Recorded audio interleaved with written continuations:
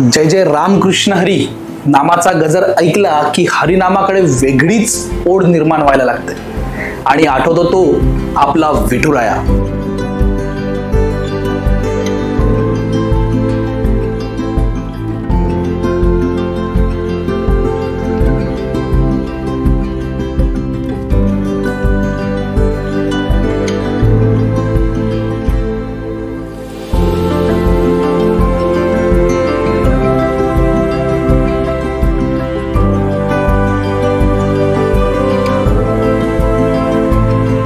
तीच ओढ, तेच प्रेम, तोच जिव्हाळा आणि चरणी माथा ठेवल्यावर आठवणारी आत्मिक प्रसन्नता। अगदी रूप पाहता लोचणी सुख झाले हो साजणी याप्रमाणे पंढरपुरात दर्शन केल्याचा अनुभव वर्धेतील विठ्ठल रखुमाई मंदिरात येतो। महत्वाची बाब हीच की या मंदिरात स्थापन मूर्ती ही देखील पंढरपुरातीलच। चला तर मग या पुरातन मंदिराचे वैशिष्ट्य समजून घेण्यासाठी बघूया जनसंग्रामचा स्पेशल रिपोर्ट वेद वारीचे। भक्त पुंडलिकाची माता पित्यांची सेवा बघून प्रसन्न झालेल्या विठुरायाला चंद्रभागेच्या वाळवंटात विटेवर उभे असलेले बघण्याची इच्छा प्रत्येकच भक्ताची होते।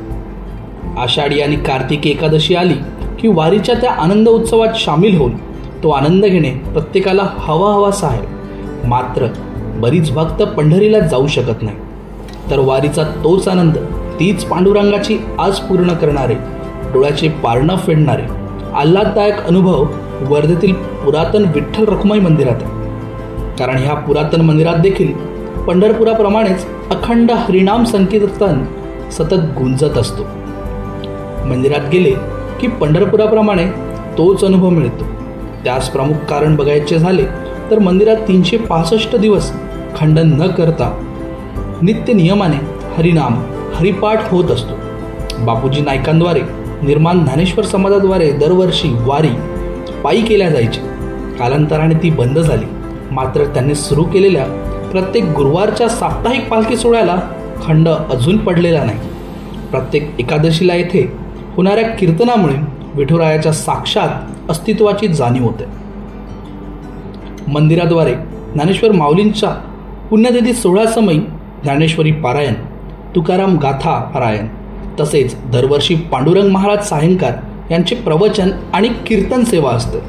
मुक्ताई पुण्यतिथी महोत्सव महिलांद्वारे साजरा केला जातो।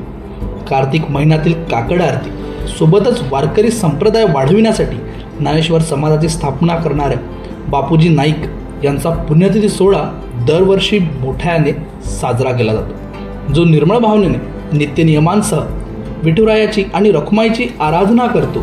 त्यांना विठुराय कधीच मागे ठेवत नाही असे म्हणत मंदिराचे अध्यक्ष रामराव गव्हाणे यांनी संपूर्ण माहिती दिली। सोबतच येणाऱ्या आषाढी एकादशी सोहळ्याचा तसेच एकादशीच्या दिवशी सायंकाळी शहरातून निघणाऱ्या पालखी सोहळ्याचा लाभ घेण्याचे समस्त वर्धेकरांना आवाहन केले।